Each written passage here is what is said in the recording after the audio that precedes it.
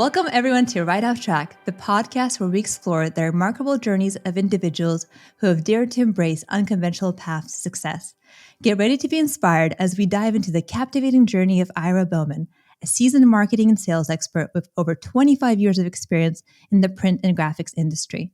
As the owner of Bowman Digital Media, Ira has been instrumental in helping small and medium-sized businesses transcend their online presence and skyrocket their sales through innovative and tailored digital media solutions. From SEO strategies to captivating content creation, from visually stunning photography to dynamic web development and engaging video production, Ira's expertise is remarkably versatile. But Ira's impact doesn't stop there. Beyond his entrepreneurial endeavors, he has made remarkable contributions as a 2-time TEDx speaker, best-selling author, and dedicated philanthropist. Through his heartwarming Project Help You Grow, Ira connects job seekers with employers across the globe, facilitating invaluable connections that pave the way for a brighter future for many. One of the defining moments in Ira's journey was his layoff in 2020, which led him to embrace change and turn challenges into opportunities. This experience not only shaped his resilience, but also fueled his passion for helping others navigating through tough times. Recently, Ira achieved another milestone by launching his 4th book, Business Tips from the Trenches, where he collaborates with 12 fellow entrepreneurs and small business owners who share their bite-sized tips and lessons learned. This treasure trove of wisdom guides inspiring entrepreneurs on how to avoid mistakes, reduce their learning curve, and fast-track their success. With a massive social media following, boasting over 200,000 followers on LinkedIn and over 140,000 followers on Instagram, Ira's digital presence reflects the impact of his work and the admiration of his community. His passion for empowering others through knowledge sharing, networking, and social media marketing is palpable and contagious.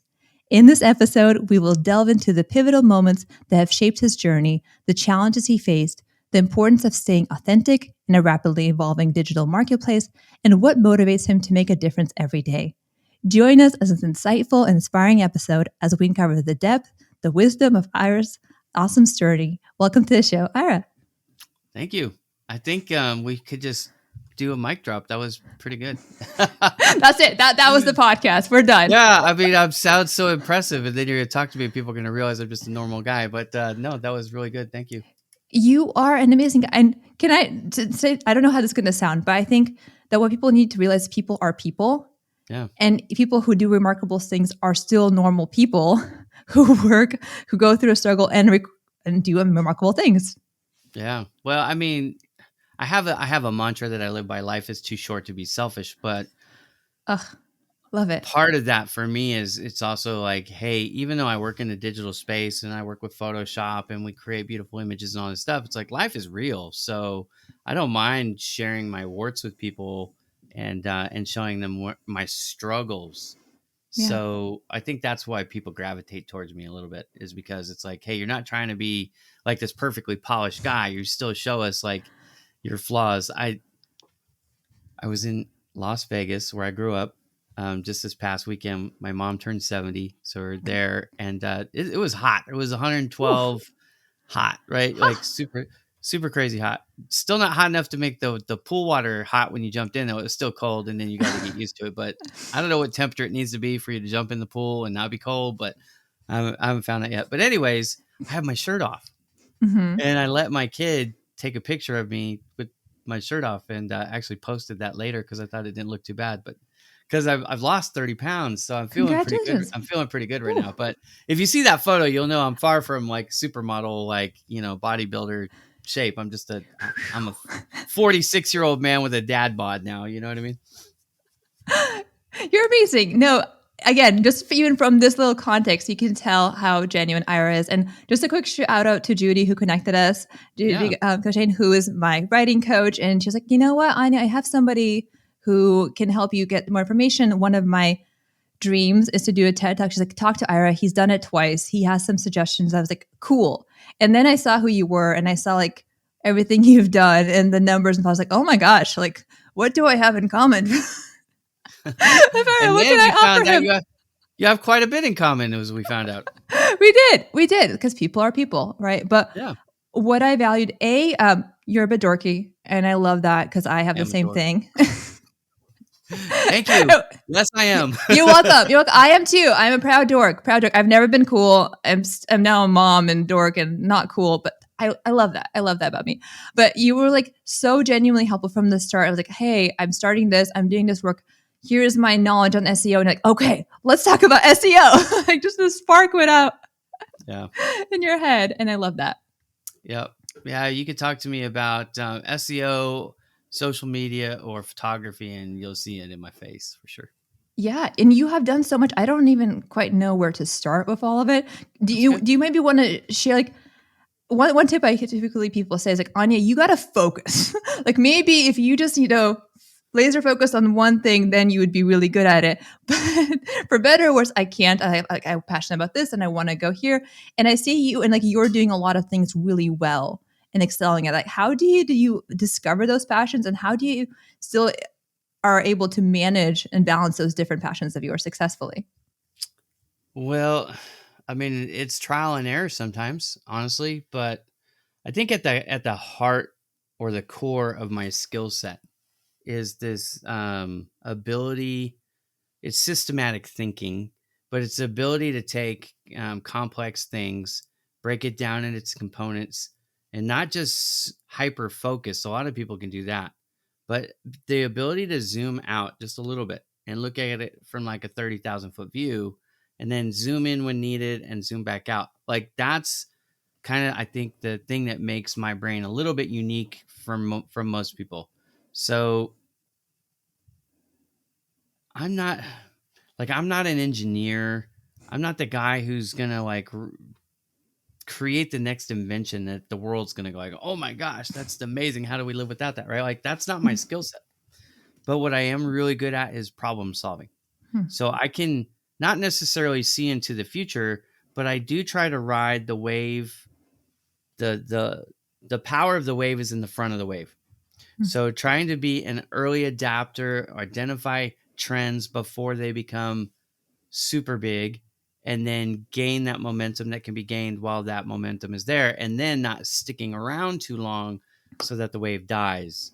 Hmm. Because, for example, I'll tell you a good one. And LinkedIn is a platform. A lot of people love it. I have a fairly large network, as you referenced in the opening on LinkedIn. Um, in 2016, I was working in the Bay Area and I was doing primarily door-to-door sales. I was doing it every day and 30 to 50 cold calls a day. Like they called me the cold call king. I used to wear out shoes every 3 months. Like Oh that my was my gosh, life. that's And rough. yeah. Well, in San Francisco in 2016, it was really rough. In fact, it got so rough that most of the businesses that we're calling on were inside the financial district. Okay. Yeah. And so I had to try to figure out a way to get inside even when I didn't know people, which, at one point just meant you had to get past security. Well, that can be done with just a little bit of homework and basically not dressing up like a salesman, right? So you dress up more like a client. Yeah. You walk in with the stack of whatever, and they don't know if you're who you are. You're just asking for somebody by name, and you could get Yeah. in. But in Real life tips right here. 2016, 17, and 18, like it changed because then they were requiring appointments only, and even if you could get past security, you couldn't get up the elevators because you needed those magnet cards, right? So you tap it and then it Mhm. would unlock that level only. Well, what was I going to do? Well, this is one of those problems and one of the solutions I had to figure out. So what I realized was, well, I could get on LinkedIn and I can build my network, and through that I can get these appointments that I want, right? Mm. So I did that for a couple years, and LinkedIn was great for that. Well, in 2020, when I got laid off, okay, now I have another problem. I don't have a job. So what am I going to do to make my money? Well, I created Bowman Digital Media, and I helped small business owners increase their company's visibility online so they could generate website traffic. That was awesome. But I was doing it primarily through LinkedIn. Mhm. Well, in 21, I realized I had an epiphany. the the the advantage that I get from LinkedIn is so much smaller than what I could get if I would focus on Google. Mhm. So I switched the effort over, and it wasn't because LinkedIn was necessarily bad, but it basically is kind of played itself out. It's not growing like some of the other platforms are, right? Mm. It just is what it is. Right. It's not one of these things. I know there's some people that are emotionally tied and connected with LinkedIn and they love LinkedIn. I promise you don't love it any more than I do. But the fact is I'm also a realist and I can see where website traffic comes from. And so like the emergence of TikTok, well, if you look at the way TikTok has grown, or Threads, some of these newer platforms over the last 4 or 5 years, they have outpaced LinkedIn. In fact, everybody thinks Facebook is dead. I could tell you that Facebook is actually growing faster than LinkedIn is growing today, Right. right? Like most Right. people would go, no, it's not. I go, yes, it is. There are 2.98 billion monthly active users on LinkedIn right now. There's only 320 million monthly active users on, I'm sorry, I need to say LinkedIn. that again because I have dyslexia and I messed something up. You're There are great. 320 million monthly active users on LinkedIn right now. Mhm. Okay. There are 2.98 billion monthly active users on Facebook. That's what I meant to say. Yeah. So when you look at just the sheer volume, but also the growth, right? Instagram has basically doubled their monthly active users over the last couple of years. So has YouTube. Hmm. And in fact, 80% of Americans, 18 or over, Americans use YouTube every single month. That is the Yeah. number one used platform for American adults. So, anyways, I that's the thing that I can kind of like zoom in and zoom out and help Yeah. people in pockets. And I thought when I launched my business that we basically would be a content creation company for business owners on LinkedIn. Like that's what I saw Right. when I was creating the business. But we have moved over to SEO primarily, and it's simply because the volume that we can generate on Google is so much higher. I talked about 2.98 billion monthly active users on Facebook.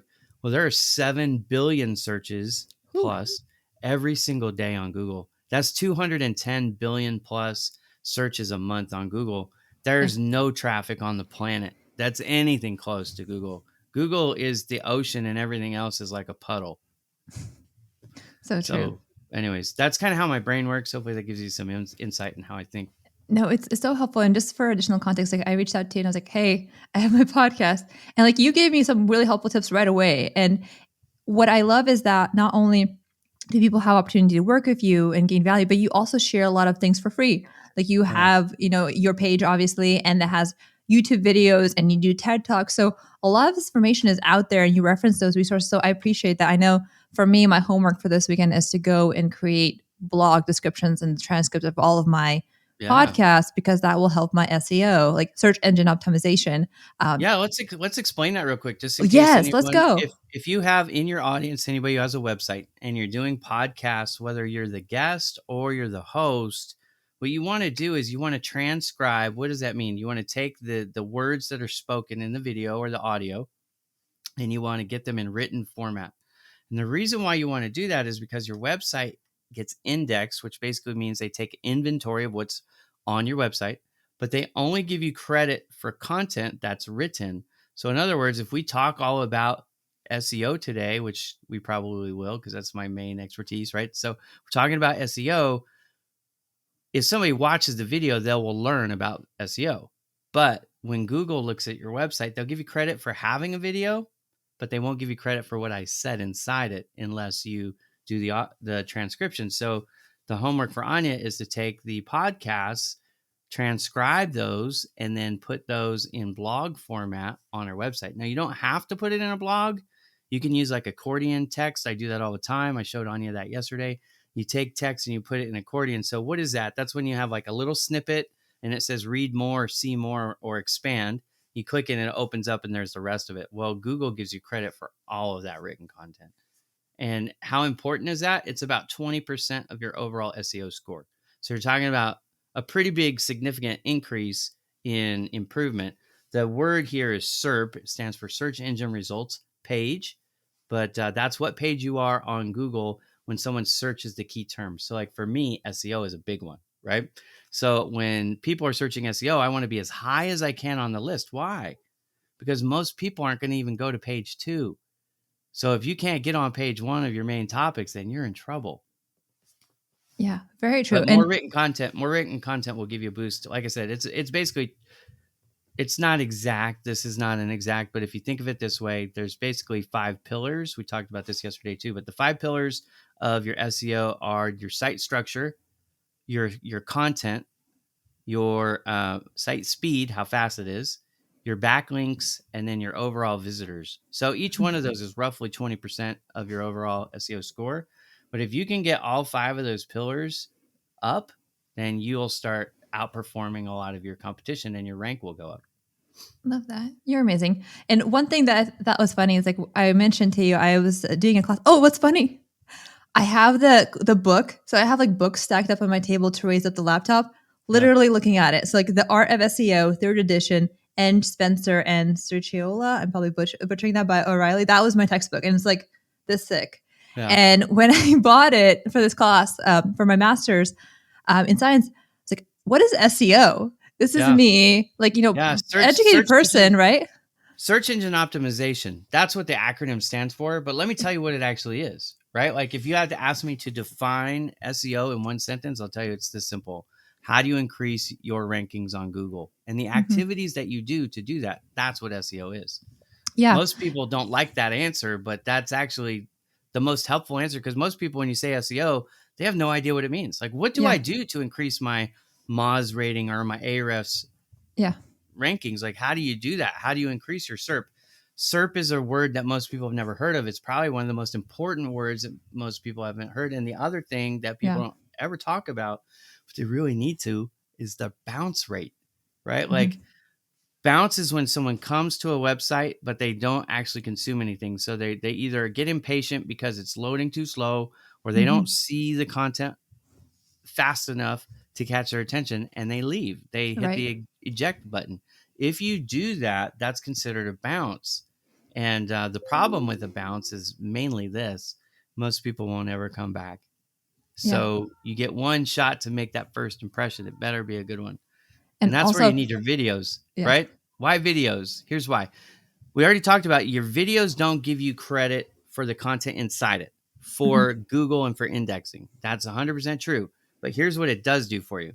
If you can get somebody to play the video, it increases your user engagement time. Right. Remember, I talked about the 5 pillars. Visitors is one of the 5. So if you can get Yeah. your visitor count up or the amount of time that they stay up, so videos are considered or classified as interactive media.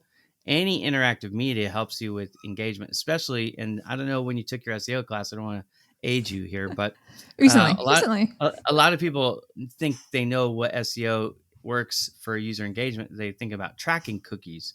Well, Mhm. tracking cookies are now long gone, right? It's G4 properties instead of universal analytics. So with your G4s, they don't use tracking cookies, they use pixels, and the pixels don't track how long a tab is open on that page.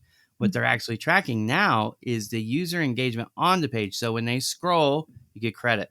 When they Mhm. pause and hit or click on anything that expands or opens or plays, so I'm talking audio files in MP3, video Mhm. files in MP4, any type of image carousel or Mhm. PDF or anything that they can click and it does something. So if you have Right. JPEG files, it doesn't work because nothing Right. happens, right? Right. But as long as you have multimedia type of a file, Mhm. or again, why with the expandable, what we call accordion text? Why do we do that?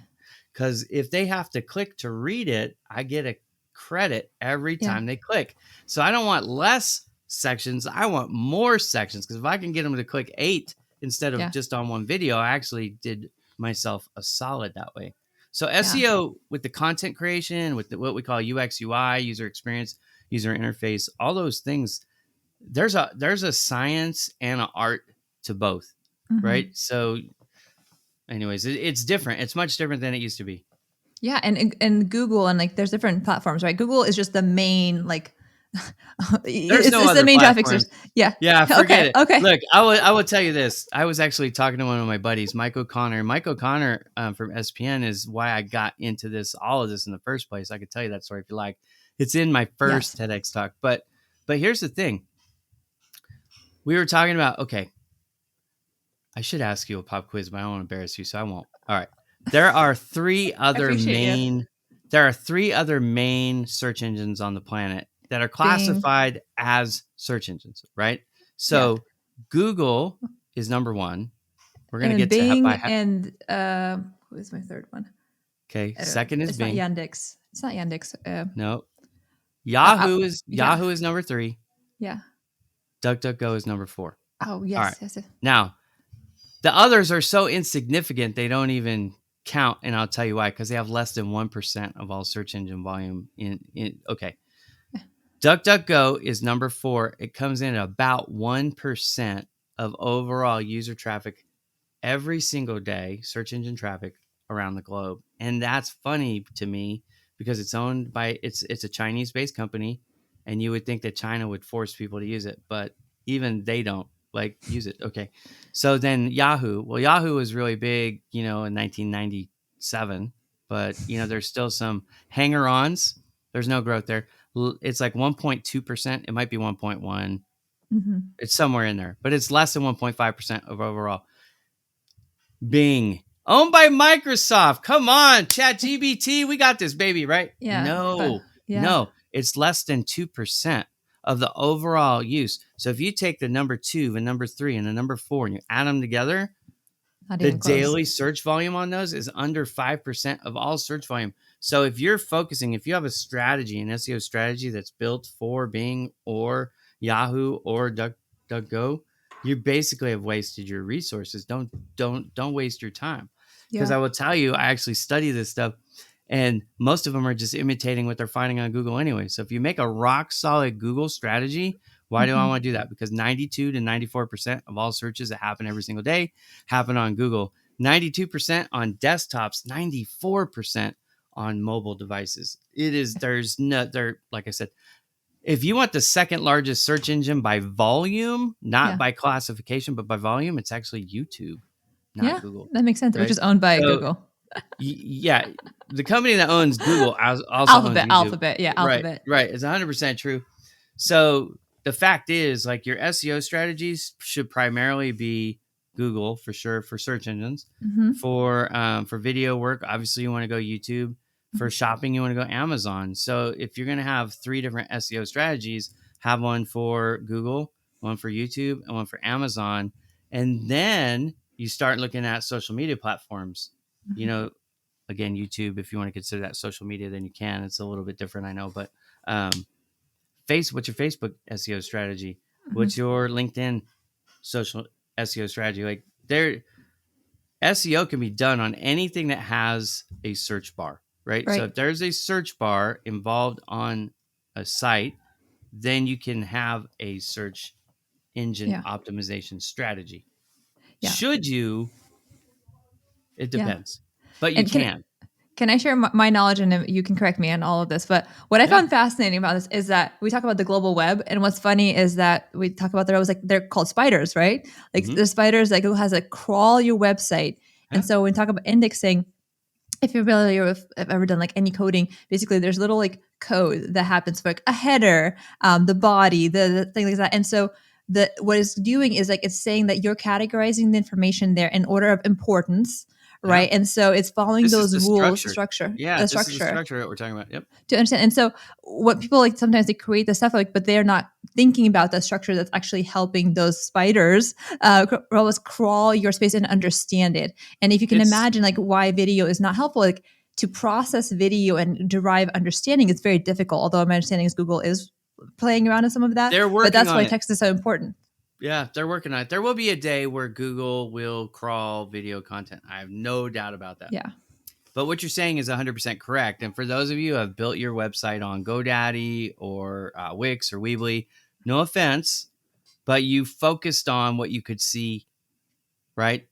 But there's so much more to your website that you didn't actually touch because you didn't even know it was there. It's and again, I don't mean to be offensive by this, but you're ignorant to the fact that this other stuff is out there, right? Can I fight back for a moment? I created my site with Wix, and they do have some SEO in there. So like, not to saying that that's optimal, and you can. Well, I don't want to pick on you, but we talked about your domain authority before we started the show. Yes, and I'm going to tell you that that's a big part of why. Right? It's because I created it with Wix. Yeah, the SEO on Wix is there's a couple of problems, and again, there's no offense to Wix. It's the same for Weebly No, and no. GoDaddy. It's the same stuff. So one of the problems in with Google Yeah. is it looks at where you're hosted, and it Okay. goes, oh, you're on Wix, oh, you're on Weebly, oh, you're on GoDaddy. Okay, well, who uses those sites? They're Yeah. considered. They've labeled them what we call hobby sites. Huh. So you get penalized, even though it's unbeknownst to you. You get this penalty in Huh. the algorithm. It says, hey, I am not going to rank this over a professional site because they're a hobbyist. They're an amateur, in other words, right? Yeah. But you can make a Wix, Weebly, or GoDaddy site rank if you know what you're doing. But Hmm. you don't want to use their tools. This I is love the it. bad, right? So like their tools are better than nothing, Hmm. but yeah, there's so many things that you need to do that they don't even let you see. Like I understand what they're doing. They're letting you go in and you get to do a Yeah. little bit of meta description, and you know, it's going to show you snippets. Yeah. And but like here's an example, like CSS. You want to reduce the CSS files, right? Yeah. It load speed. Remember load speed. Yeah. Then you're going to And can have you all your explain what CSS is just for people who don't know? Yeah, so you've got basically your website is all code, okay? So the coding, the way the coding, the language the coding is written in, the format of the coding all makes a difference in how fast it takes to process. So we call that a paint. When you load a website up for the first time, you'll notice there's a little bit of a lag. Okay. So from the time you put in, the website address, bowmandigitalmedia.com, to the time you actually see something and you can scroll and click buttons. And, anyways, that gap, that time lag is what we call painting. And so that Hmm. original paint, you really should have it like at 1 second. Right now, I just did mine. There's a tool. I'll give this to you. There's a Love tool it. called GT Metrics. GT So if you go metrics. to GT Metrics, you can actually analyze your website for Cool. site speed, and it'll give you some grades and show you some tips.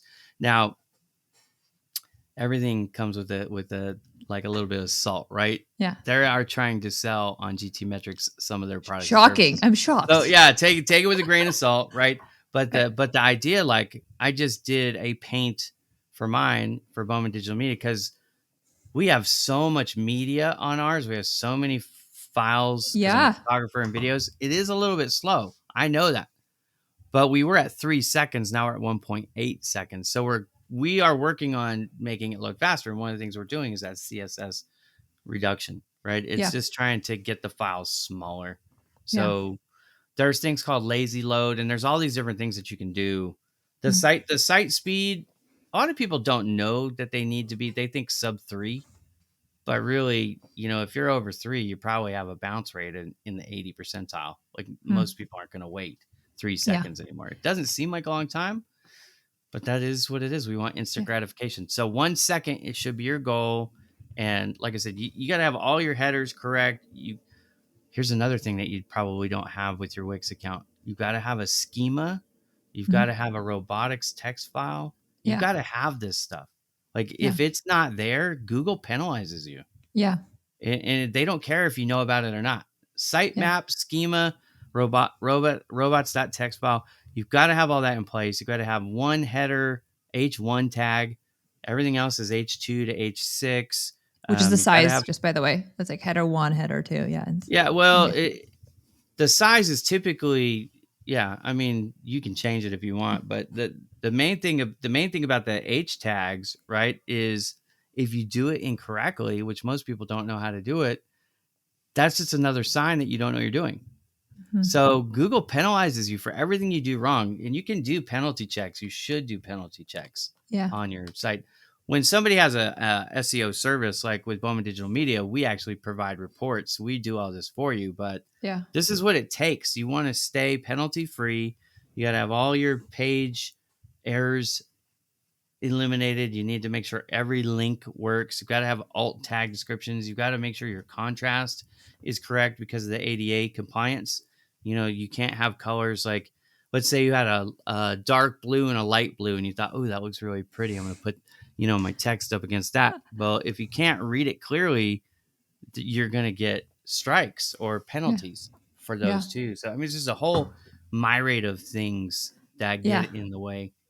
I love that. I love how passionate you are. And clearly, like we could talk about this for hours. And what I Oh yeah. find interesting is that people want to know about SEO, but they find it confusing, overwhelming. So I'm really excited to introduce you as a resource. Like, again, you have great material on your site. Again, I'm probably going to reach out to you after this and we're going to work a little bit on my site. So, Yeah. Well, my second TEDx was 10 minutes of explaining key terms and yeah.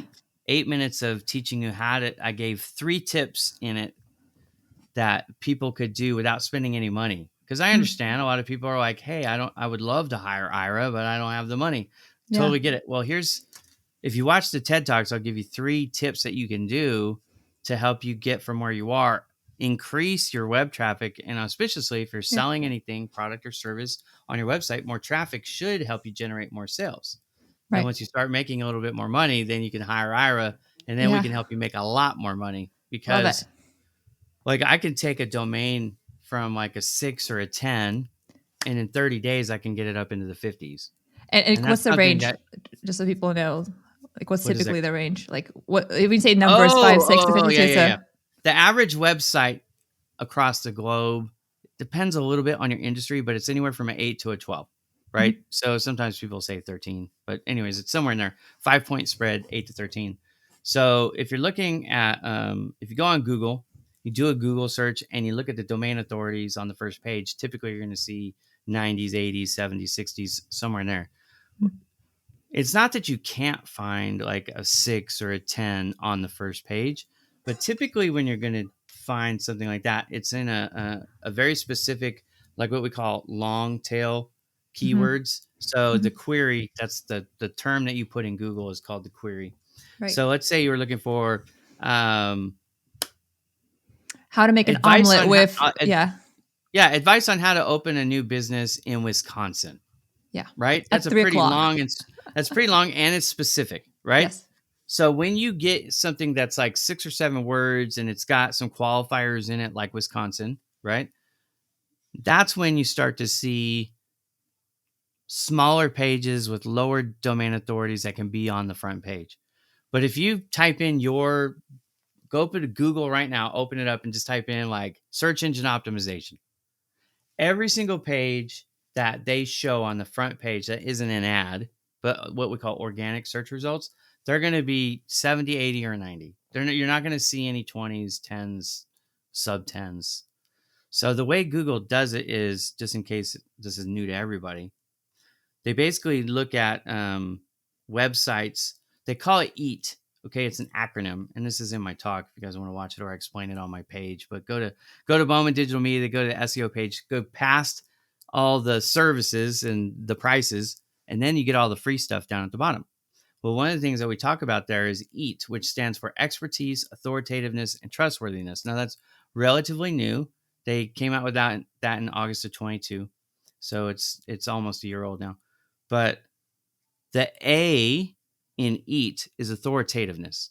And that A comes from how many websites, high ranking websites, are pointing back to your site. So if you can imagine a tier system from 0 to 100, they break them up in tiers of 10, blocks of 10. So 0 to 10 is tier 1. 91 to 100 is tier 10, and it Mm, just kind of fills in from there. So right. if you can imagine, if you can get some higher tier websites, like right now Bowman Digital Media, our domain authority is a 54. Mhm, Okay, so we're in tier 6.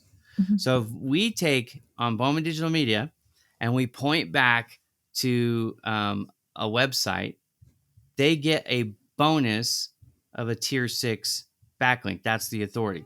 So Right. what you're trying to do with your authoritative score is get as many of those as you can. Now, here is a tip for you.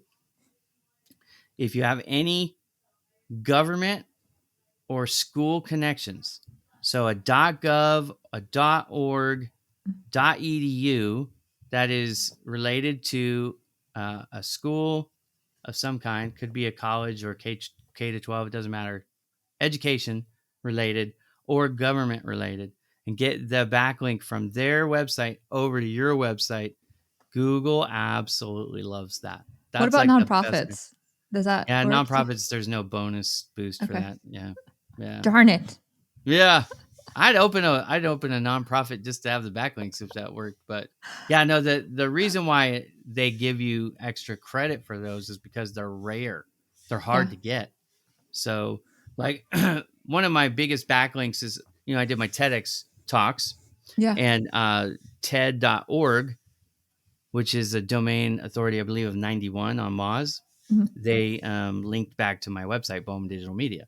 Cool. So that was a pretty big feather in my cap. Now we have other tier 10 links too, but that was a really nice one. I was not expecting that.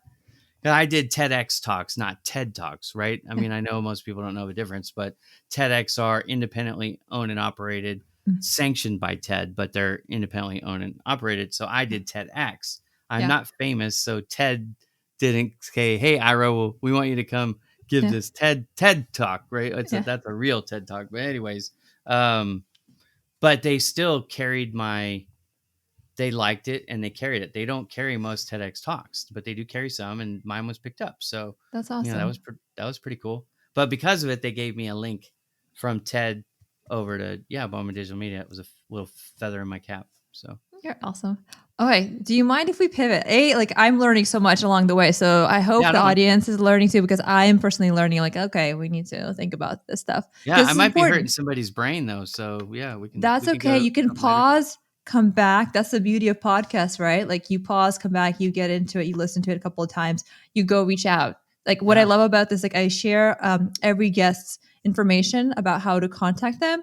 So it's very much like you can continue this discussion and connect with people on your own journey and ask yeah. advice. And, And and I I have a was, show. If people are interested in learning more from me on a regular basis and they don't have the money to spend, that's yeah, okay. Marketing Mondays with Ira Bowman is on LinkedIn, YouTube, and Facebook every Monday. I do it at 11 a.m. Pacific.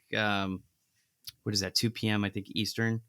yeah, So, and they can watch and learn there. I've got a lot of people. They call them master classes in the comments. I don't intend for them to be that necessarily, but we're teaching a lot about marketing on that yeah. show. You're awesome. I'm checking it out. I know I need to do some work on my SEO. So this is really helpful. Do you mind if we pivot a little bit to like another side of you? Well, not really another side of you, but some other aspect of you we really want to ask questions about. Yeah, go ahead. And we can come back whenever you want to SEO. But one thing I find fascinating is like you clearly have like things that you're knowledgeable about, but the other thing that I see throughout your work is like the care for helping people, right? Yeah, And I don't. Yeah, everything I do is intended to help. where do you think you got those values? Because I'm not saying like that's that nobody has those, but it's weird to feel like somebody's really dedicating not just their time, but like a lot of intentional work and efforts, and like the project help you grow. Like that's very very much like not not making you money, but like an effort that is really helping others out of your passion. Yeah, I mean, I didn't grow up wealthy. We were hand to mouth. In fact, there was plenty of times in my childhood that we actually didn't have a home to live in. So I've been like every kind of homeless you can think of as a kid. We did couch surfing. I slept in vehicles. I slept on the street. Like I've literally done uh, all those things. We rented rooms by the week, by the day, by the month. Um, I think when you grow up like that in Las Vegas, of all places, and you see how hard life can be, all you really want in those situations is somebody to give a crap and help. That's all you want, Mm, right? Like you're trying to survive. But as a kid, so I went through that as a kid. It was no fault of my own. I was like, that was just my parents making some bad choices, and I had to deal with it, right? right. But it's interesting because for a while, as a younger adult, like in my late teens, early 20s, I was very very selfish. Like I was modeled that from my dad specifically. Okay, so there came a point in my life, and then it was a church moment, but I was at church, and I thought, man, I don't want to be like that, Mm, right? Like my dad is not my role model. I'd rather be like, the Bible is about Jesus. I'd rather be about Jesus and be like him. I can't. There's a story in where there's this guy and he's supposed to be some big he's a rich guy and he's beating on his chest and he's like, hey, look at me and how wonderful I am and I'm better than all these lowly people. And I'm like, dude, I don't want to be like that. And then there's this other guy who's like, he's so humble and he's like, man, I'm really sorry and I don't deserve anything, but it's like, okay, I want to be that guy my whole life. So from that moment on, I've tried to be that. Now, have I been perfect at it?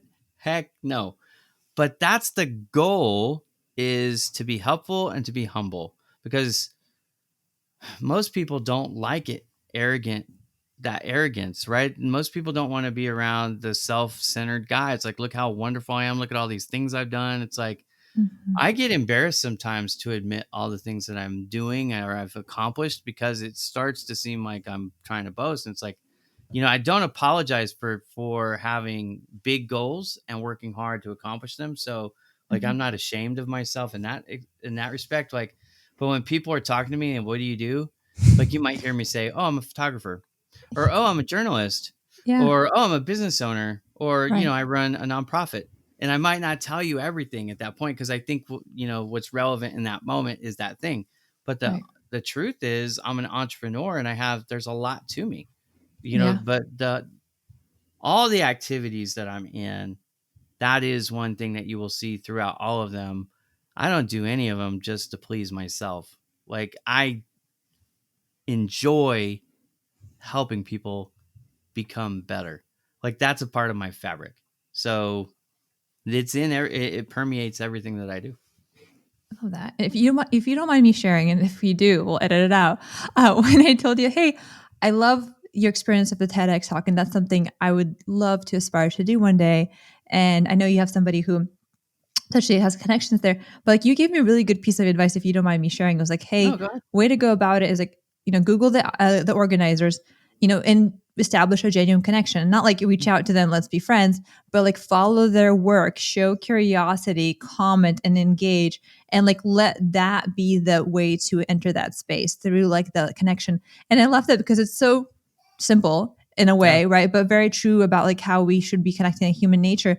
And I'm curious, like, I took that helpful for the TEDx. That's what I'm going to be doing, like, because that's just how we should be. Like, we should be I caring about sold people. Yeah, But I sold for 20 years. That's how I sold, right? yeah, Like, when I would go in, remember we talked about, I was in San Francisco, I was doing the cold calling. Now, it wasn't the hmm only place I did it over my career. I did it in some other places too. But, since I mentioned that, like, but that was what I would do when I would walk in the room, when I would get in the room with somebody.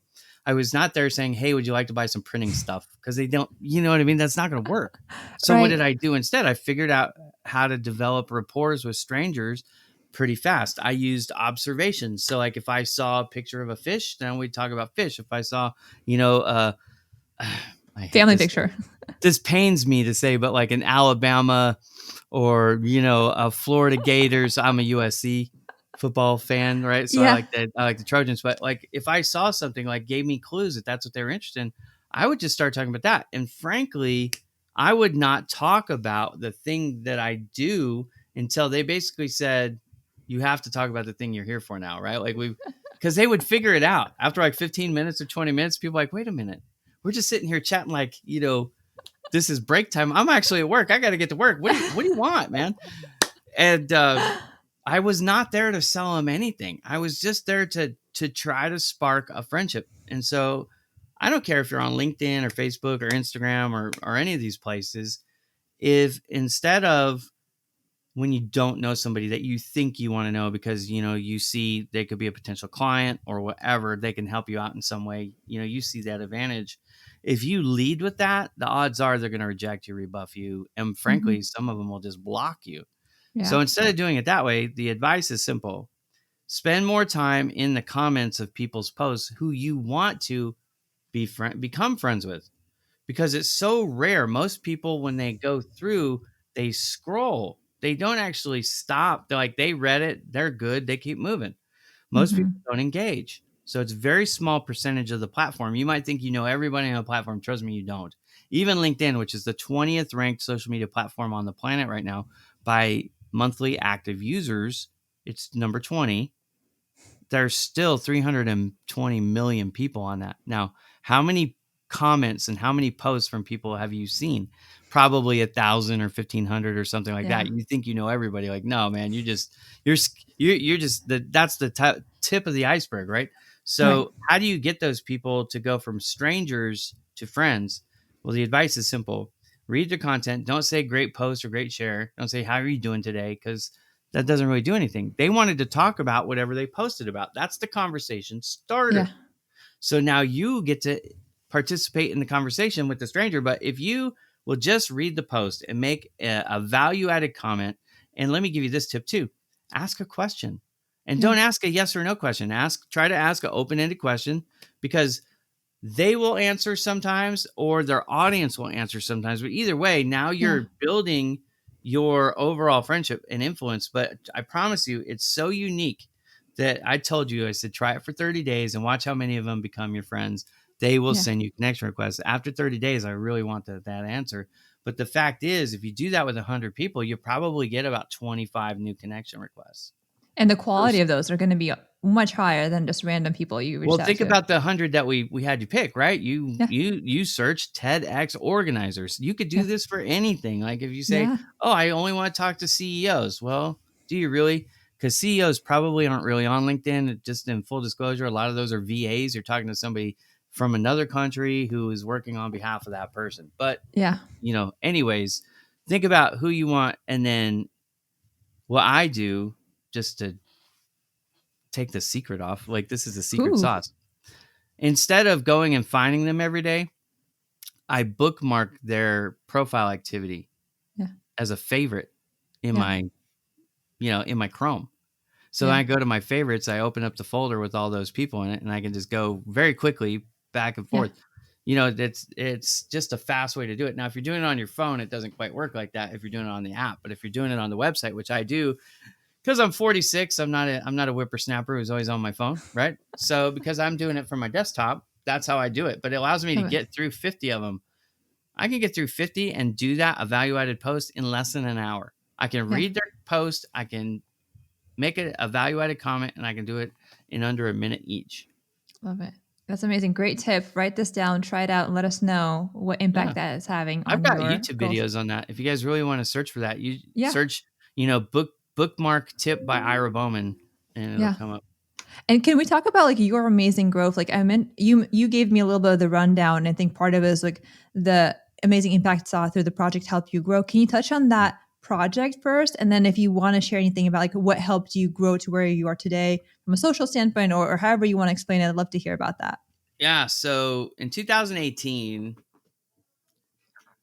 it had gotten so bad with the cold calling effort that I could make 30 to 50 cold calls a day and not get any yeses. Like it had gotten really bad, and that's not acceptable Ugh. because I have those 8 kids. I got to feed them.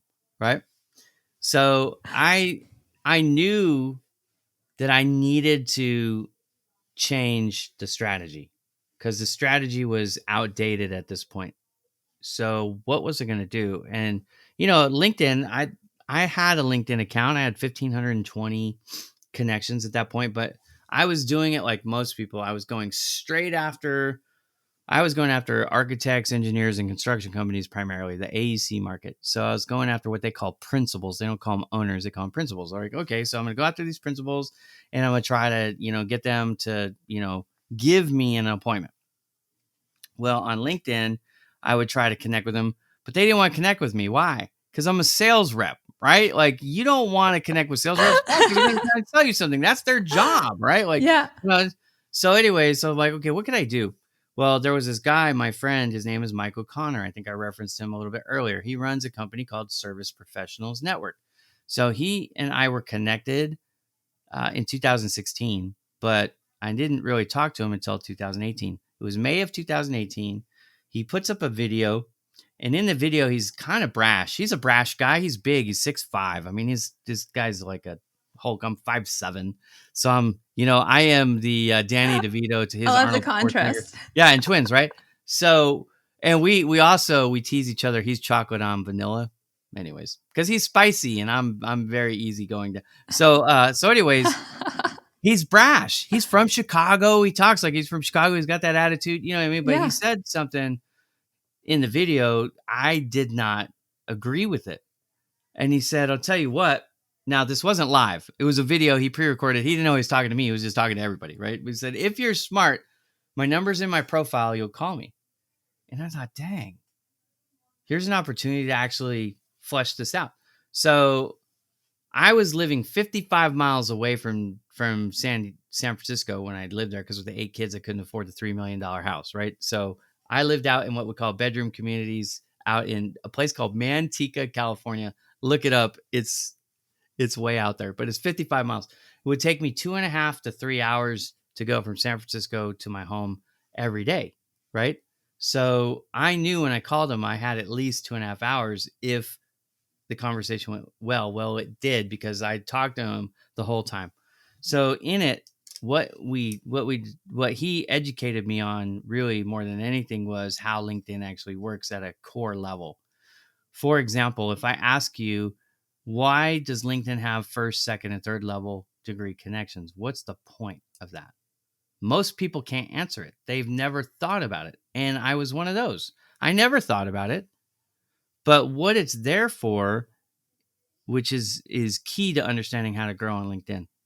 Your reach on LinkedIn does not extend past the third level. There are levels beyond the third, but your reach doesn't go past it. In fact, not only does your reach not go past it, displaying, like, you make a post, first, second, thirds can see it. Nobody else can see it, okay, in their feeds. But you also, if like a hashtag, if you put a hashtag Bowman Digital Media and you search the hashtag on Twitter, it doesn't matter if you're connected to those people or not. Well, now it's X, I guess, right? We should use the new name. I don't know. I'm still calling it Twitter. Okay. So everybody can see the content regardless of you're connected or not. You do that on YouTube, do that on Facebook, do that on Instagram. Hashtag's supposed to be universal. Well, on LinkedIn, It's not. Mm-hmm. Test my theory. Go to LinkedIn, do a hashtag search on any topic you want, go through the results, and see if you see anybody that isn't a first, second, or third. You won't see people that aren't past that. Yeah. So if you want to increase your visibility on LinkedIn, you have to connect with more people.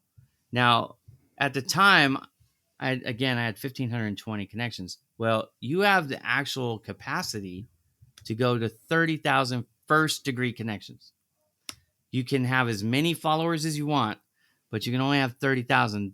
Now, that wasn't always that way. They instituted that rule after they launched, and anybody that was over that, they eliminated however many connections that was. Burn. Yeah, they converted them to followers, and Huh. you didn't get the choice. They just Wow. randomly did it, so it That's made kind of a mess. brutal. Yeah, it made kind of a mess. But 30,000 is the cap. There's no exceptions. I have a premium account with LinkedIn. I have Sales Navigator and full disclosure, but it doesn't matter. Free, paid, everybody maxes out 30,000 first connections. What happens when you get to 30? You can't add another one until you drop someone. So, Ooh. like, if you send me a connection request, I will want to add you. I want to have to delete somebody else first. And so sometimes people send me a connection request and go, "Hey man, why didn't you accept?" Because I haven't had a chance to figure out who to drop yet. You got to give me a little Ouch. time. Yeah, that's what happens. Don't take it So personally. It's just just a wait period.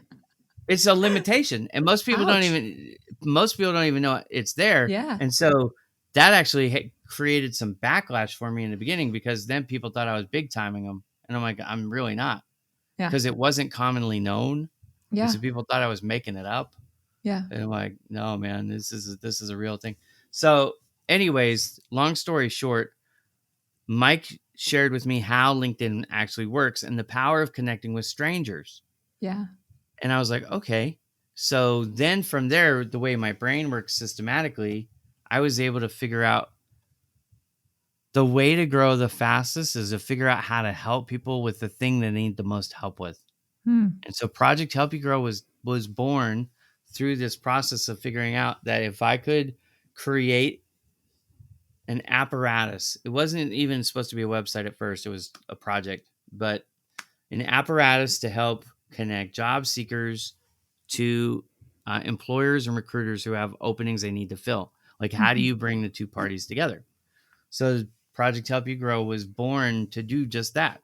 So the website now, which is just projecthelpyougrow.com, has been around for 5 years. It launched September of 2018. Hmm. There's no ads. There's nothing on there. There's no way, like, you can't donate. There's no subscriptions. Everything's free, and it's free for everybody. It's free for the job seeker. It's free for the recruiter. It's free for the employers. That's They don't pay to amazing. place their listings. They don't have to pay to get access to the candidates. Everything is free. In fact, the job applications, I encourage them to happen on their websites, not on mine. Cool. So, like, they can, if they have a job listing already on another site, they Yeah. can actually just add that link and it'll take them over to that other site, because we're not trying to make any money with this thing. We never were. We were just Right. trying to help people find a job. So then what I started doing was interviewing recruiters and coaches and people in HR. Okay, what are these people doing wrong? Right? Let's teach them the things that they could do better so they Yeah. can land the job better. They can get the interview, they can ace the interview, they can get through the ATS, they can figure out how to negotiate their salary, all that Hmm. stuff. And so we've written blogs on every topic you can think of, like how to find a job in a foreign country is our number one request. Oh, It cool. asks that all the time. Huh. So we came up with strategies. There's a lady, um, oh my gosh, my brain just A wonderful stopped lady. working. But anyway, she's a wonderful lady, and she had been in recruiting and HR on both sides, and she had changed countries: Brazil, Portugal, New York. So I was like, okay, I want to talk to her. Yeah. Um, Julia Rabbi is her name. Cool. Okay. So I interviewed her. From her interview, I learned like I gave you the 5 pillars of SEO. She Yeah. gave me the 4 pillars of getting a job in another country, Oh, which cool. included, I remember a couple of them off the top of my head. One of them was try to find a job where you are with a company that has offices where you want to be. And so Hmm. now you're not trying to find a foreign job. Now you're trying to transfer, which is a heck of Yeah. a lot easier. She said another thing that you should do is try to downgrade your job one level. So, Hmm. like, if you're at manager level, maybe you want to go to lead, you Uh-huh. know. Why? Because the expectations with that are going to be easier for you to hit in the new country, because you're going to have a new language, new culture. Yeah. Interesting. There's just going to be some assimilation that has to happen, and while you're Yeah. assimilating, you're going to get forgiven at a lead level that you wouldn't be forgiven for at a manager level. So I Yeah. thought that was brilliant advice. So all kinds of things. She said travel there, but don't just travel there like a tourist. Yeah. Okay. Like, if you're going to live there, try to find an Airbnb or something that Yeah. is in the area that you could afford. And like, if you're going to ride the bus, then ride the bus. If you're going to drive, then drive. So you get to Yeah. experience all the stuff, because she said the number one thing that happens when people do go is they find out the grass isn't always greener on the other side. It's like Yeah. real life everywhere. You know what I mean? Like, Yeah. traffic sucks, work sucks, whatever. Yeah. So, don't move on a dream, move on something based on reality. So, anyways, Juliana Robbie is a brilliant lady. So I had her on my show a couple times, but I wrote these blogs based on what she shared in the conversations. Hmm. And those were some of my most viewed blogs ever. That's amazing.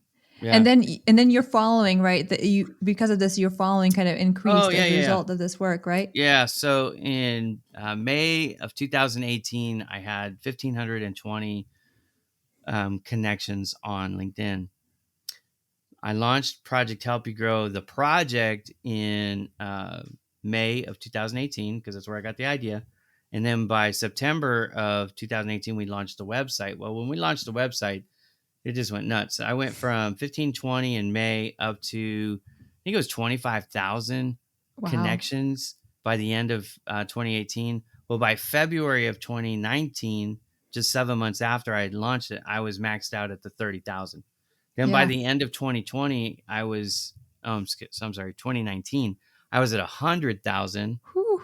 The reason why I know this is because in May of 2020, I got laid off, Right.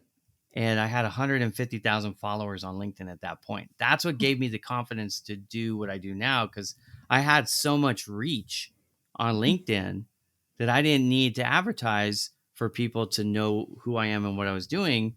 Yeah. So I launched my business knowing that I could at least get the word out easily and get the clients I needed. And then with my sales background, I was able to do what I needed to do.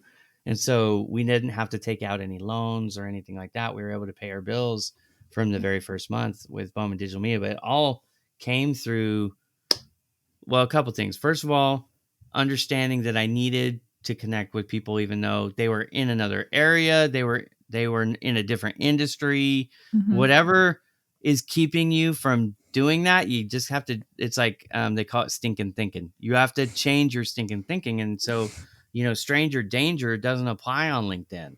Because Right. what are you sharing in your profile or you're posting that is private anyways, right? If you are, you're probably doing that on the wrong platform. It's Right. all business related stuff.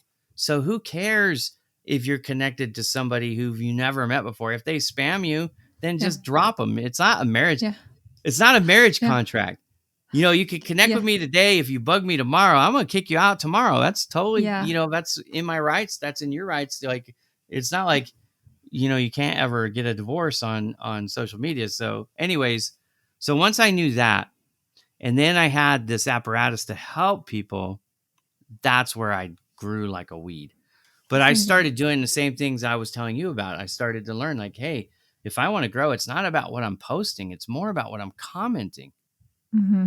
So the commenting was a big deal, and I still use it. In fact, when I started, I was only doing that on LinkedIn, but I've since tested that on every platform. It works everywhere. It works on Twitter. It works on Right. Instagram. I mean, I got 140,000. I think it's 143,000 as we're talking today.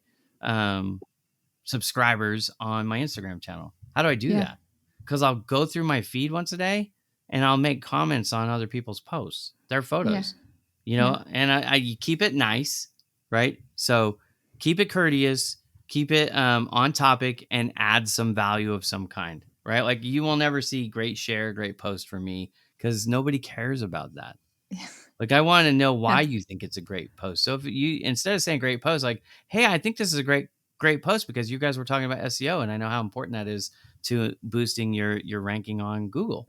Now Yeah. you took it from a crappy comment that doesn't do anything for anybody and made it one that give them something they can do with it. Right? Yeah. Yeah. And we talked about so much. Like, so much we can still talk about. One thing I want to hit is your new book because we were just talking about it Oh yeah. yesterday. It just launched, right? Can we Yeah. talk about this? Yesterday. Yeah. Yeah. Congratulations. That's huge. Thank you very much. I just spilled on myself, but thank you. I'm excited about it. It's the first. I've been in several books. In fact, this is my fourth book now that Yeah. I'm in, and I've got other ones that I have a mental health tip book that's coming out next month. I'm very excited about that too. But this book, the How do you business. do everything? Well, I'm gonna tell you. So this is one of the ways that I do these. I don't write the whole book myself. I Yeah. invite cohorts to come in with me, and we all write a chapter each. It's so much Love it. easier. But if you go on Google, or I'm sorry, on Amazon, and search Ira Bowman, the first 4 books, that's me. Yeah. Right. So the first 3 are on diversity. And one of my friends, Jason Miller, who runs a company called Strategic Advisory Board, Mhm. they invited me to join in on that series. And we were writing about business diversity, which is really cool. Yeah. So, we're talking about that. And then I got the idea basically from that was like, hey, I don't have to write all these books by myself.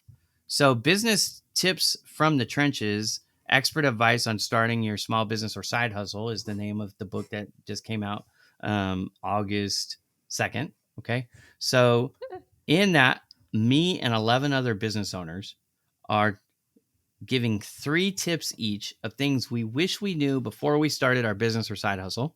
And Mm. then we're sharing one lesson learned each on like a bigger thing that could Yeah. could have discouraged people from going on, but it's like, hey, business is a lot about trial and error. Yeah. You're going to fail a lot, but you don't let the failures stop you. You use the failures as stepping stones. They're lessons that now help you be better moving forward. But imagine Mhm. this.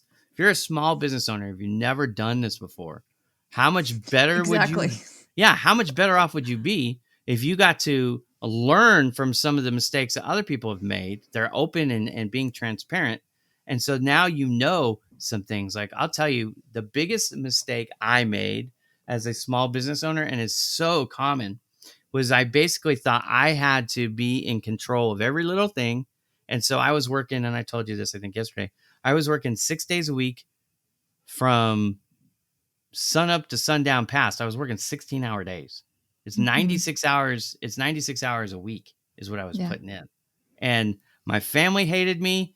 My friends hated me. My clients were starting to be resentful because I was in a bad mood and my performance wasn't so great. Right. Like Yeah. it was a problem, but I created this prison where I had to touch everything all the time.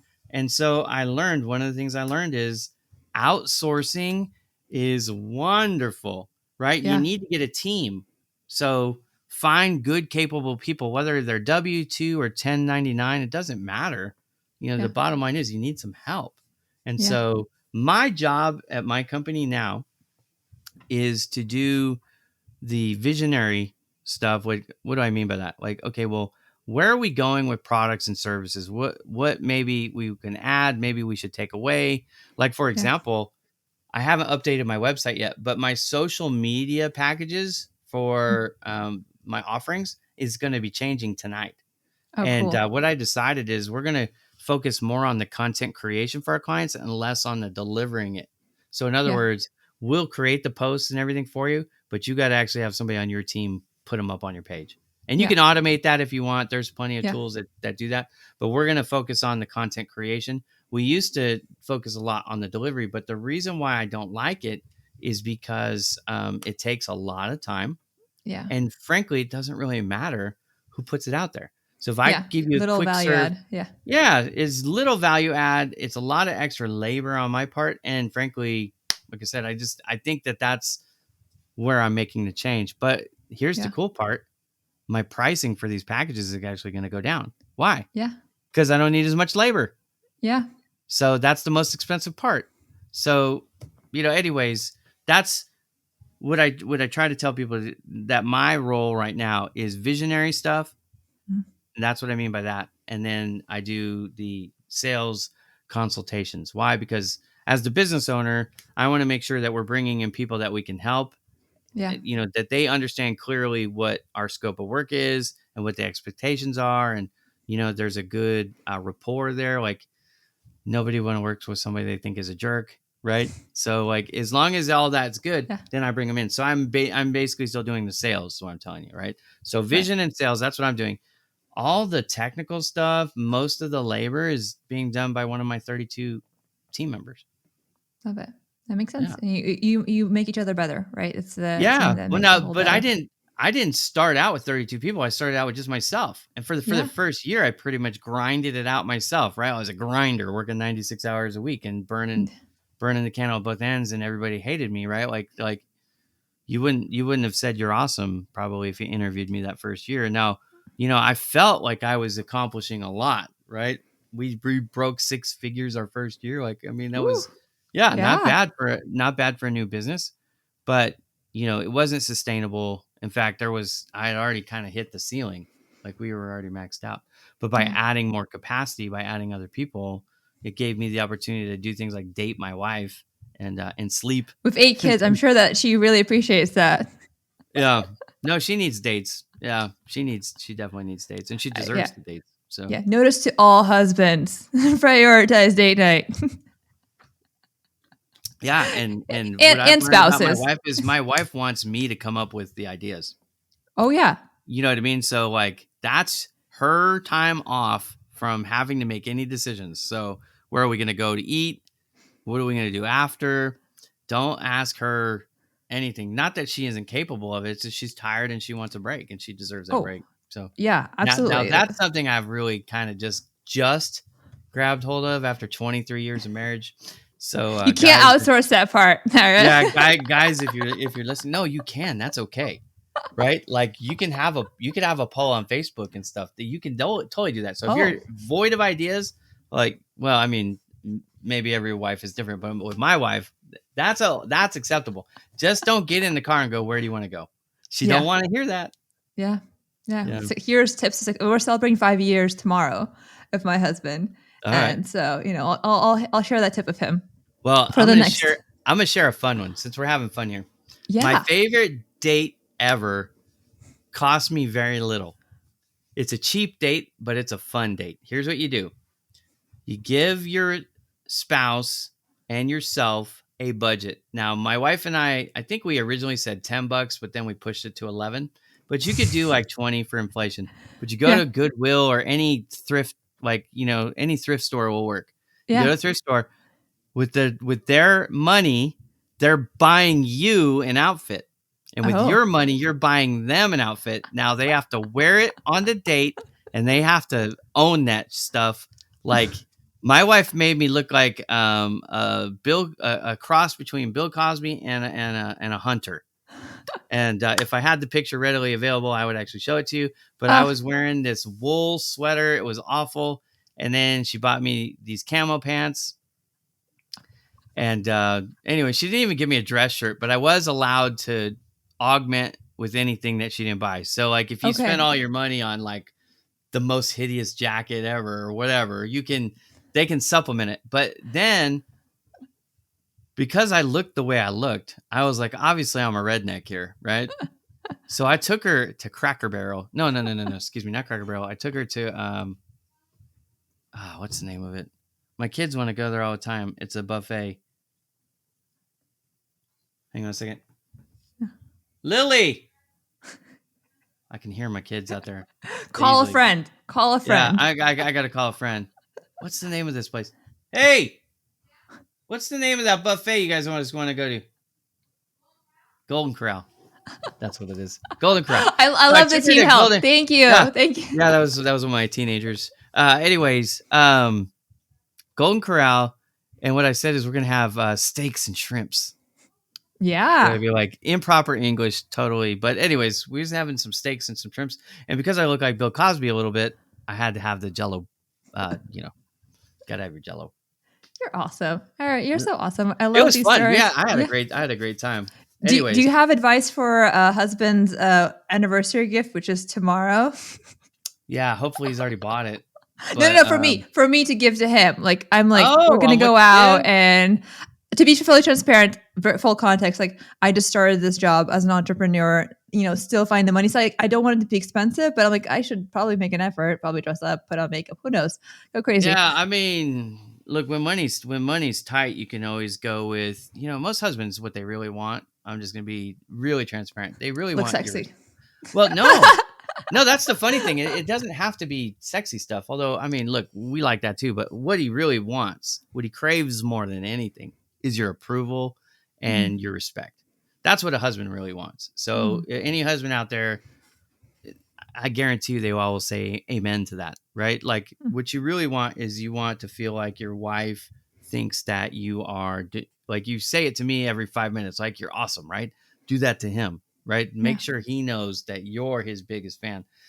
If you do that and walk in a nightie or something, that's all you got to do, right? Like game over, game over. Okay. You know, Well, you could buy him a hat, you could buy him a cup, you could buy him whatever yeah. you want, but Yeah. if you do those things, Oh. you're gonna have that fourth girl.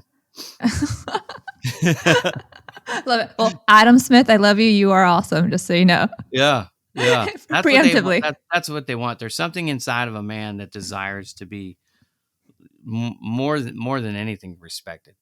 Yeah. We're trying to be people that are worthy of respect, but we never, like a woman. A woman, a lot of times they have the doubt inside them, that self-confidence. They don't like the way they look and all those things. A guy doesn't have that issue. Like we look in the mirror and we focus on the one thing that is still good, right? but the respect thing for us is huge, right? Yeah. So I love anyways, this. No, yeah, I there you love go. this. So you're so real. I love how real you are. I love like how you share wisdom. And I'm going to reach out to you to.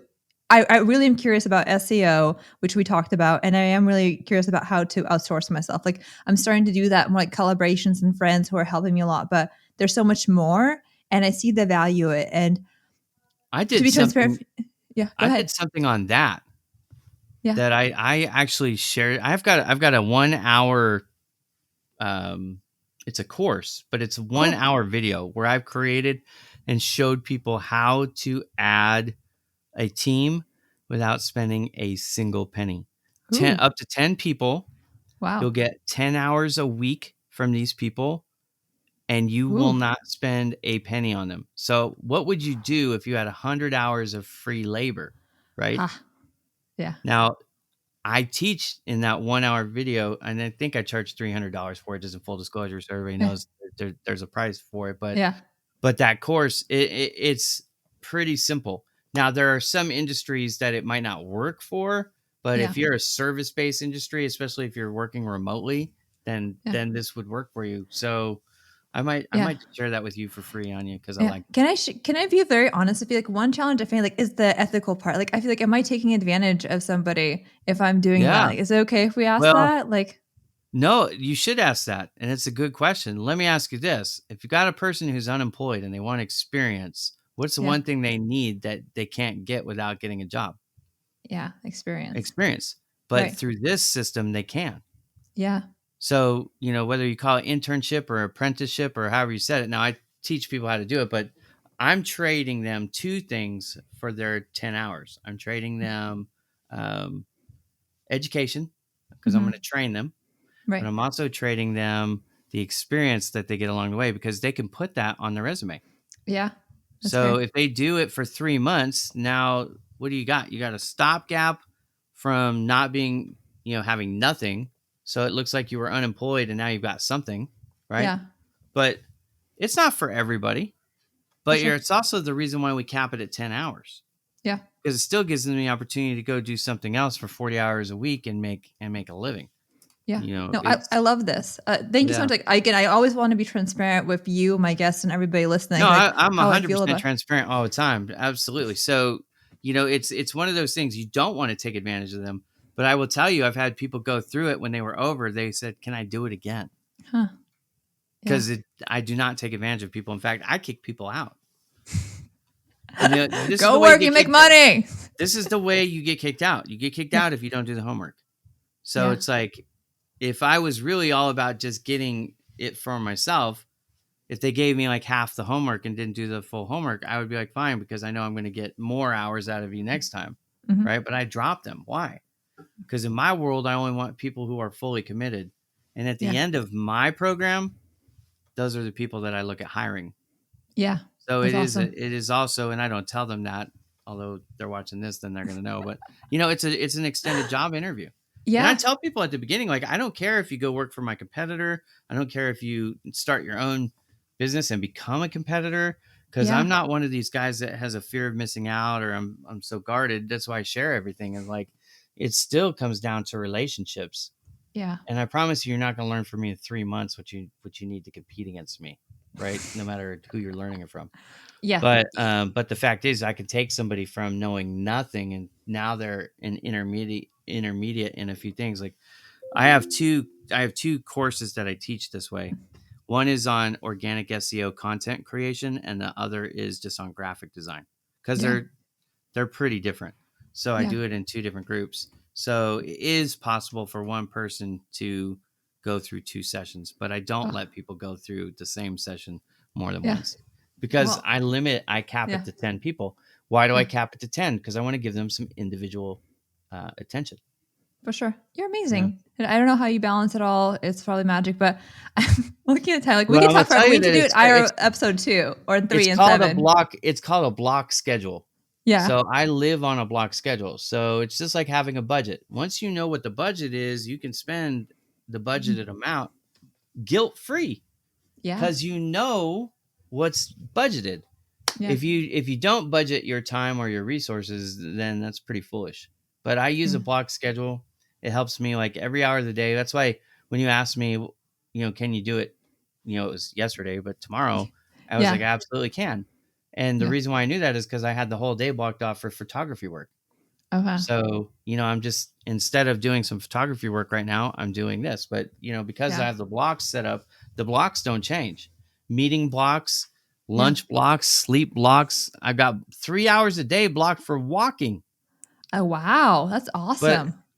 how many steps have I taken today so far? It's 4 o'clock in the afternoon and I've taken 19,644 Ooh. steps so far. Ooh. Right. And just in You're case anybody amazing. thinks I'm kidding, you can't I see can it. kind of see it. Yeah. It Yeah, looks, it's it kind of. looks very bright. We'll see. We'll see. Yeah, We'll let me just see. trust Hang you. on. We'll Let me just see if trust you I on could that one. if I lower this down. Let's see if we can see it now. Hang on. You're so funny. Ira, you're awesome. Oh, I see you summary. I see kind a of see it little right bit. there. Yeah, I can see it. Yeah, Mhm. 19 6 something 44. 19644. Yeah, 19,644. Okay. Yeah, it's It's real. It's it's real. 8.3 miles. And Ooh. that's actually I'm under for right now. I'm usually over 20 by this point. Whew. But, Okay. Well, I appreciate you dedicating your walking time to this. So I hope it kind of our no, audience also appreciates this yeah, no, trade off. I'll do some more walking. It's just 100 degrees out there right now, so I'm gonna wait till the sun lowers a little bit. Yeah, we don't have that problem in Washington. We have those days, but rarely. It's a little bit cooler. Yeah, we have them about 100 days in a row out here. Ooh, that's But intense. in Vegas, it was 112. So I actually came back and I was like, oh, this feels good. Cool down. Well, Yeah. you're amazing. Like, thank you for just being so humble, so curious, having so much to share and wisdom. And like, I can tell that you're always learning, and I'm always fascinated in people's mindset who just like embrace that learning and they're very curious, and then they add value to others through this process. You And want to see something? yeah, Always learning is not an exaggeration. All right. The oh, books that I'm reading right now, okay, I'm going to turn them so you guys can see them. But these are all the books on my shelf that I'm reading right now. okay, Okay. yeah, So, like, I love to learn. Now, yeah, you can't necessarily see all the titles yeah, because of the lighting, yeah, but there's business books, there's relationship books, there's the Go Giver series, which is one of my favorite series. I'm reading that again. yeah. There's Chicken Soup for the Soul, which is actually a funny story because I did a photo shoot for one of the authors. Oh, So she cool. gave me a signed copy. So now Oh, I'm going to read it. oh, The Resilient Life, Disciplines of a Godly Man. There's one on the Bitcoin Standard, which is all about, oh my gosh, well, Bitcoin, but also it's got a whole history of money. ooh, This is a great book for nerds. Okay, so this is the book. yeah, yeah. I can see that. Cool. Yeah. So the Bitcoin Yeah. Standard, if you read this, it tells you all about money, like the Huh. history, the economy of money. Huh. And so now you can see how Bitcoin fits into that. So whether That's you cool. like Bitcoin or don't like it, it's interesting to learn about it and how it works. I'm not claiming invest or anything like Yeah. that. Like I don't have any currently. Yeah. Okay. But it's fascinating to learn about the stuff Yeah. so that you understand how it works. Now there's something out there called Web3, Yes. and these bitcoins, these alternative forms of money make a lot of sense for some of this Web3 application. Yeah. So I don't think it's necessarily going away. It might augment how it is now, and hopefully they'll regulate. I mean, I like the idea of regulation. Yeah. Right. For So sure. my comfort level is let's have some rules and some oversight. I like Yeah. that part of the dollar, right? Yeah. But everybody's got their own thresholds. But the fact is, learning from reading and then Yeah. applying your experience. And then I'll tell you one other component, and actually this helps with the networking, social media, the TEDx opportunity, all that stuff. So I'll leave you with this. It's called informational interview. Hmm. An informational interview is kind of like the precursor to a mentor, but you Hmm. find somebody who's doing the thing that you want to do. And you kind of did that with me yesterday with the TEDx talk, right? Like, Yeah. hey, I'd like to get on the TEDx stage. I know you've been on the TEDx stage. You got some advice for me? Yes. So by doing that, what did it do? I We had have. I a, have a you. Yeah. conversation. We had a conversation. It led to another conversation, and now I feel like after an hour of this, like we're pretty good friends now. You know what I You mean? know it. You know it. So that's where, yeah, informational interviews is something that if people could incorporate that into their game a little bit, Yeah. could take them a long ways. Because the worst case scenario with an informational interview, you're just going to learn more about the topic, whatever you were asking them about. But if you do it right and you build that rapport, now you've got a friend who, at the very least, would probably open up their Rolodex, their references, and say, hey, Rolodex. here's a connection for you, like Judy did Yeah. to you and me, right? Yeah. She said, hey, this is guy Ira, you should probably talk to him. So Yeah. that's the like the thing that could change your whole life It's not Yeah. just what you know, but it's who you know. An Yeah. informational interview gives you the ability to kind of do both at the same time. 100%. Like that's just been my whole journey. And it's been 2 months. And like I've met you, I've met some incredible people who like I would have never connected unless I started this journey of just curiosity. It's like, hey, here's like my mission. Here's what I want to help people. Like, are you interested? And I'm just like, I want to learn about your story. Can we talk about that? And I've made some like amazing connections and friendships, and like this conversation would have never happened without that. So like 100%, I just like, even in the short amount of time, like my life has changed because of this just approach. And I expect nothing. Like I expect zero going to the conversations because I'm like, well, it could go like nothing. But sometimes you just click with people and it changes your life. And those people are like, I have WhatsApp messages with really cool people like almost every day, and they inspire me and help me grow. And we're having this conversation, and I'm gonna bug you later and learn from you as well, and share resources like and help you grow. Like there is so much to gain if you look at life as a win-win as Yeah. opposed to competition, net zero. Like stop limiting your life by having that approach. Start seeing the opportunity that can change your life because you embrace this connection. Yeah. Well, life again, it's my mantra. Life is too short to be selfish, right? So if you're No. figuring out ways to help others, I promise you that even if the people that you're helping can't ever help you, they're never going to be in a position Yeah. to help you directly. You don't know who they're going to meet, or you Yeah. don't know who knows them, that likes them, that sees the help that you gave them and say, man, that guy is cool as heck, because I know for a fact that that lady Anya is never going to be in a position to help Ira in return. But the world has this thing, a lot of people call it karma. Again, I'm a Yeah. Bible guy, so I believe it's reap what you sow. But however you want to express it or think about it, most religions agree that in some form or fashion, that what you put out is what you're going to get back. So it might not be directly from the person that you're helping, but one of the reasons why I like to help so many people is because I know I need help too. We all Yeah. need help. Like Yeah. you're in this world, you're going to need some help some way. Like I said, I'm not an engineer. If I was the last man on the planet, we'd all be screwed because I don't know how to reinvent any of this stuff. But You know, we'd I'm have a fun conversation.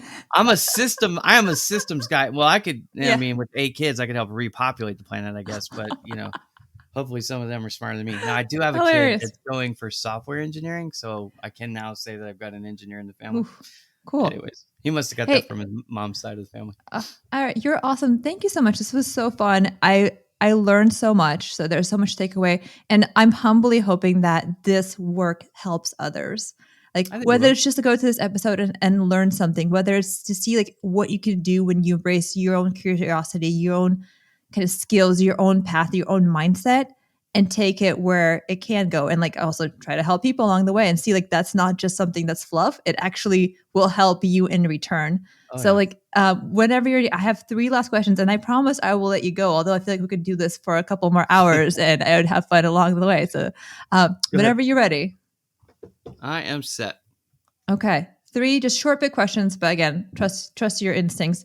First one is, um, success to me is. Success to me is raising my kids in a point that they can be self-sustaining and self-efficient. What's that? Okay, my current purpose is. My current purpose is to help small business owners increase their sales, and I use social media and SEO as the vehicle to deliver on that. Love that. Okay, last one in the positive context, going off track is. Going off track for me could be a couple different things depending on if we're talking about personal or business, but I'll give you one for both, right? Yeah. So for personal, it would be like getting distracted and doing something with my wife off script. I'm not on block schedule, but I'm enjoying the moment and being present in the moment, which Yeah. is not off track in the grander scheme. It's right on track, but the calendar might Yeah. say I need to be doing this and I'm smooching with my wife or something. So Aw. it's fine. But with Bittersweet. business, it'd probably be something to do with my camera. Because Yeah. of all the things I do, the thing I love to do the most is take photos. So Ugh. if you Yeah. do a And photo shoot with me, even if I charge you for an hour, we're probably still going to do a 4-hour shoot, just so you know. check out your site, right? Bowman Digital Media Yeah, for the photo there's session. photos Is of that me. where they go for that too? Yeah, or you could go irabowman.com, either way. Ira Okay. Bowman, or you can go to Instagram if you want to see all my photos. There's tons Yeah. there too. Yeah. There's so much to you. And I feel like, again, this podcast doesn't contain all that there is to Ira Bowman, but I'm grateful for your time. And to our audience, please share with us, like, what did you take away? What questions do you have? Please tag us on social media. Like, I sincerely love seeing all of your comments, all of your feedback. I know this is something that I'm always learning and trying to improve. So I sincerely value you being here, helping make this mission meaningful, impactful to others. And for everybody listening, thank you so much for coming right off track with us today. I hope to have you another journey and adventure with us. And thank you, Ira.